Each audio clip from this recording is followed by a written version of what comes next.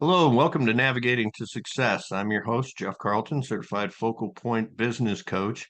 And on today's journey, I am joined by Penny Breslin of Money Penny. Um, very, uh, very creative title. I like that quite a bit. Um, Penny is down in Wyoming. Um, Casper, you said? Yes. Yes. Okay, you're in Casper. Okay. Um, I thought Cheyenne, but so you're no stranger to the wind in Casper, like I'm no stranger to the wind in Great Falls, Montana. So That's right. we've got that in common. And I grew up in Wyoming, so I'm happy you're my first guest from Wyoming on the podcast. So enough about that. So Penny, tell us about Money Penny and tax accounting and bookkeeping. Well, we are a back office support system for CPA accounting and bookkeeping firms. So since 20 since 2000 around, we've been working on remote and virtual support for bookkeeping, accounting, um, audit prep, tax prep. Um, it was basically came down to with technology moving quickly, it was let's see if we can do this without having to be in an office. And we're in Wyoming, and let's see if we can do this and then figure out how to do it. So it doesn't matter the fact that we're in Wyoming, our clients could be anywhere. Right. And And so my so clients are everywhere. and that's a very innovative approach for the era of 2000. I mean, there was a lot of different software platforms, but doing remote accounting in the early 2000s, you would have been really on the cutting edge of what was going on there with Microsoft Money and Quicken as we know it now, QBO. QuickBooks. Yeah. Yeah, it was QuickBooks that started it. I can give a lot of credit to Intuit because I didn't know what I was doing with it. And so I didn't know what I could do wrong. So I just guess so it ended up that, yeah, it was a interesting journey. And of course, cloud coming in, making it different, doing cloud apps as opposed to server-based or PC-based applications have certainly sped it up, and allowed us to expand even further. So we have clients now in 3 countries: the United States, Wow. Canada, and in Ireland. Um, Fantastic. and yeah, so it's interesting, it's fun. I don't myself do any of the work on the day-to-day stuff anymore. I'm more of the you have to kind of like as you grow, you have to learn when to replace yourself. You also have to learn how to the things you don't do well as a business owner. You have to find somebody who fits that part of it that you don't do well. And typically you don't do things well that you don't like to do. And when you're a business owner, you have to do things you don't like to do. And there's just no getting around it. And so not only it was easy to replace me in many areas, um, but then knowing the parts that weren't a replacement but an addition to of finding a person who could do something better than me. So my goal is to always hire somebody who's smarter than I am, and Elon that's Musk fairly said easy. something about that too. Oh, okay.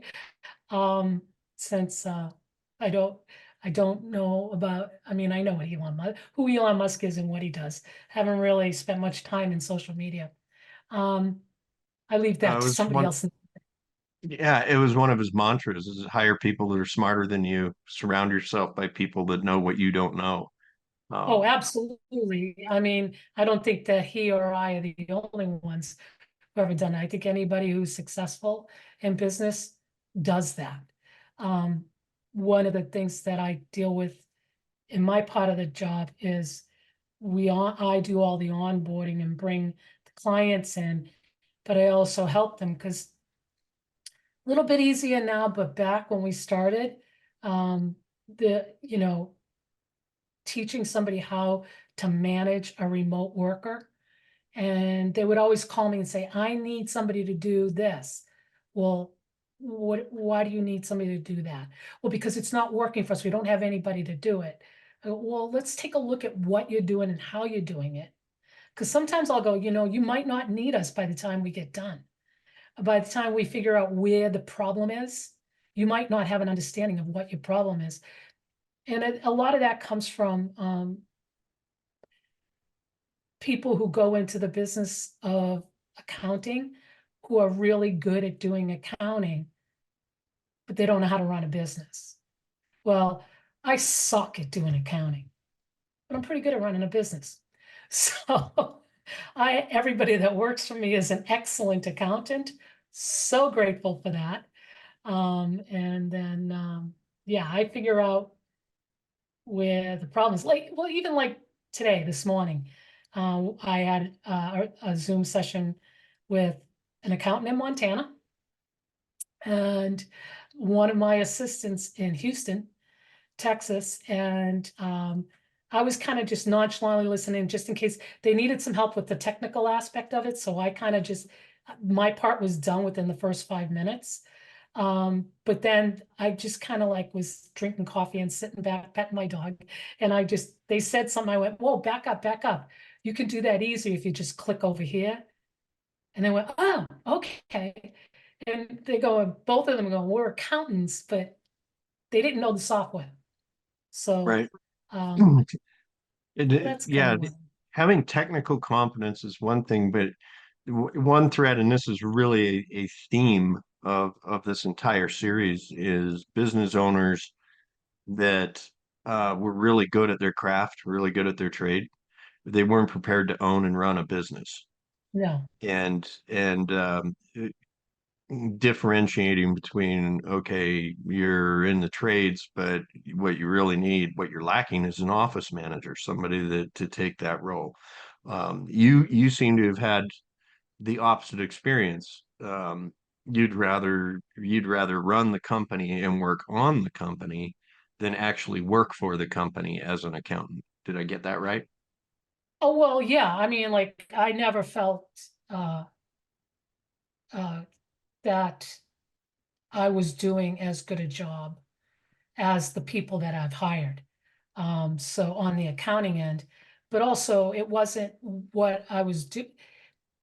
I wasn't known for my accounting. I was known for being able to use the applications that accountants needed to have the work done.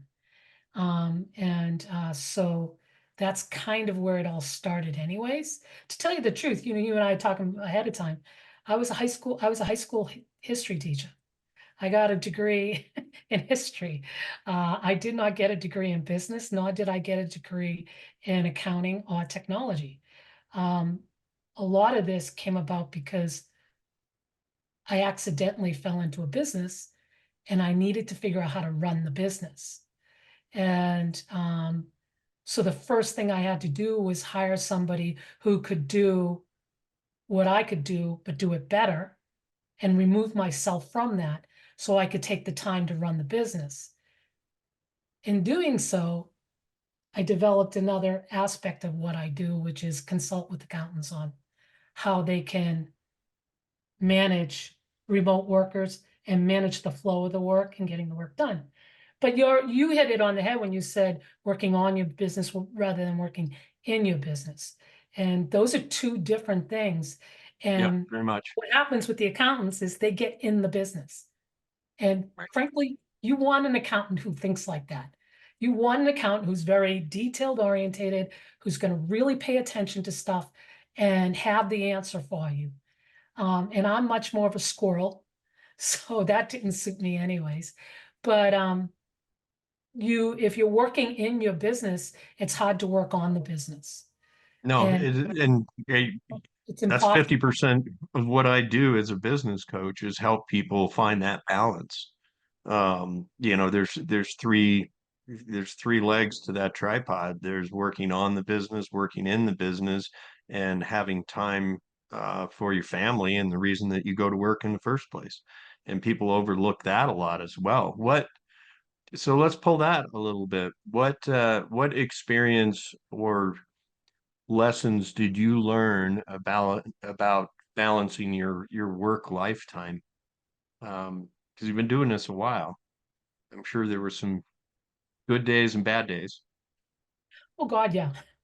And something, even when you've done it for a while, um, if you don't recognize the change, if you're working on your business is probably going to change because you're going to make it grow. And just Right. like any living thing that grows, it either grows up, it grows out. Sometimes like a child will grow up for a while, then they grow out for a while, and then they grow up. It's a seminal growth of a kid.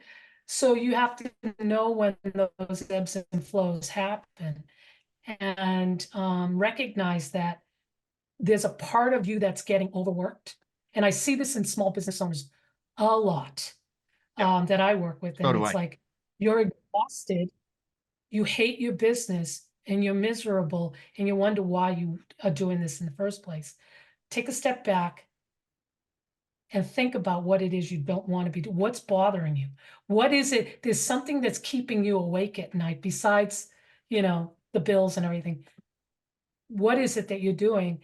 And no, really define what that is and go find somebody else to do it.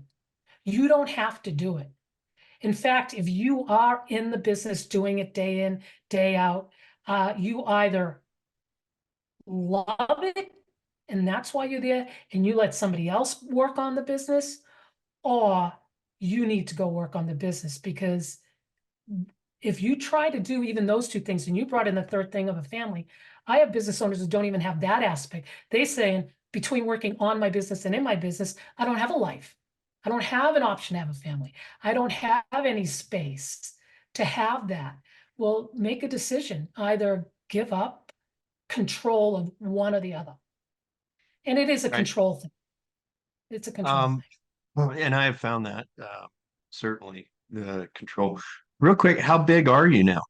I mean, you started out fairly small, I imagine. Yeah. How big are you now?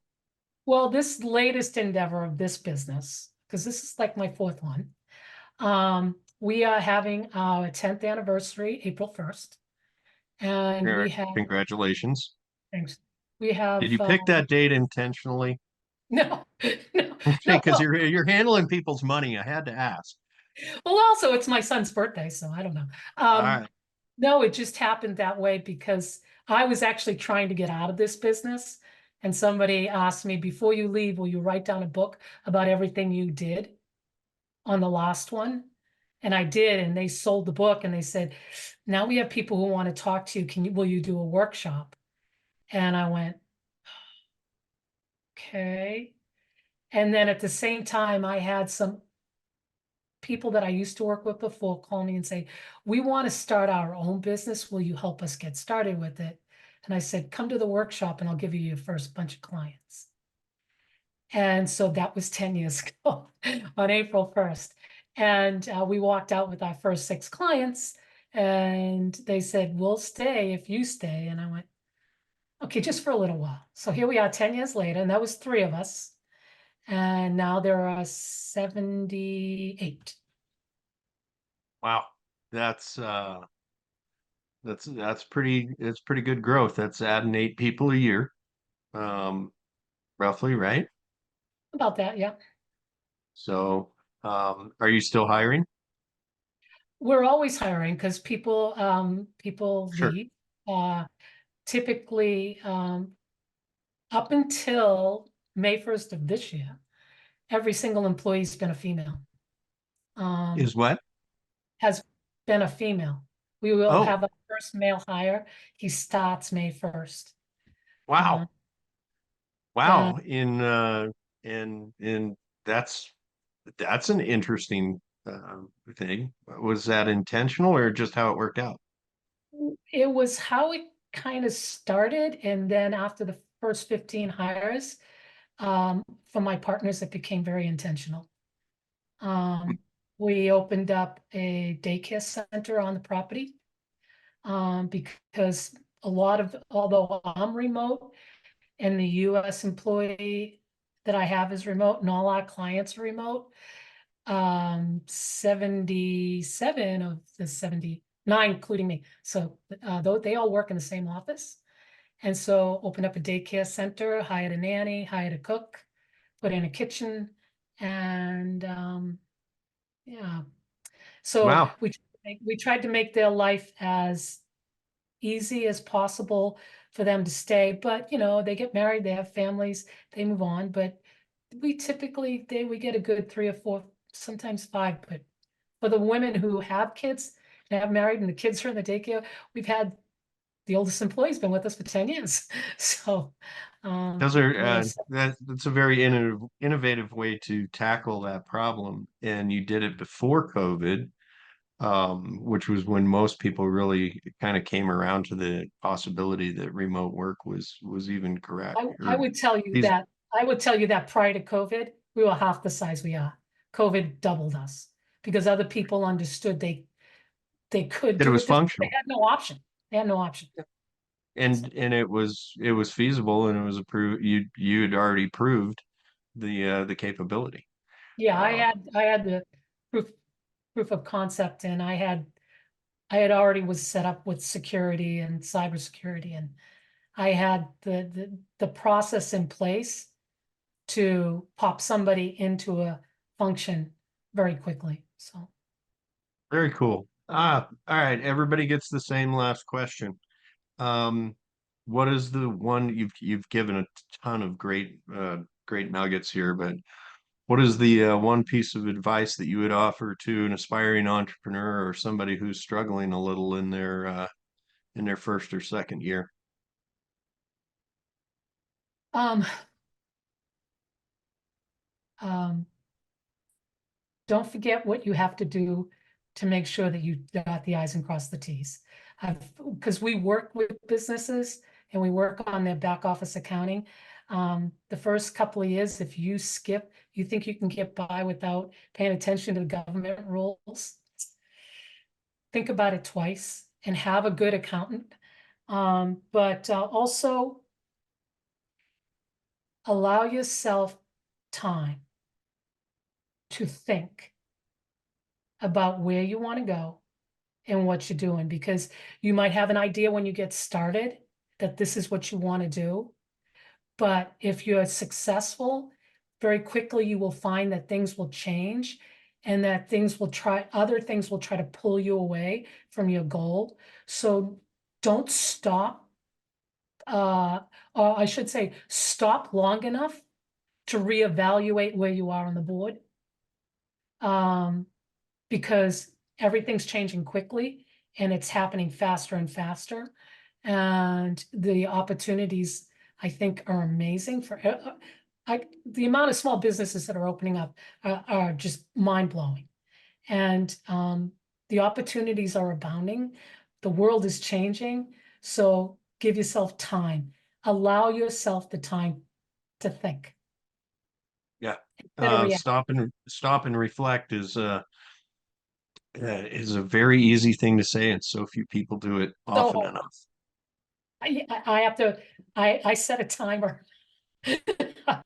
I set a timer and I actually put it on my calendar. Yeah. It's on my calendar because, a lot of people use these online calendars. And, Right. so on my website, you can just pop in. And so I block out time every day when nobody can contact me. Yeah. No, that's I do the same Otherwise, thing. I'd Yeah. be shooting myself.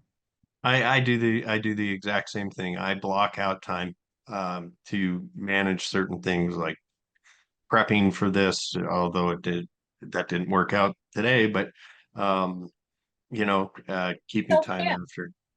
It's self-care. We go and get our hair cut. We go and get on, or I do get my nails done. But you have to have self-care of your time in your business too. Yeah. Yeah, well, very wise words. Very wise words. Well, we pretty much got to the end of our 15 minutes and a little bit over. This has been a fantastic Right. conversation. You've got tremendous lessons and wisdom to pass out to other folks. So I hope that resonates with some of you out there. Penny, thank you very much for joining me today. Thank you, Jeff. And for everybody, look forward to seeing you the next time on Navigating to Success. We'll see you.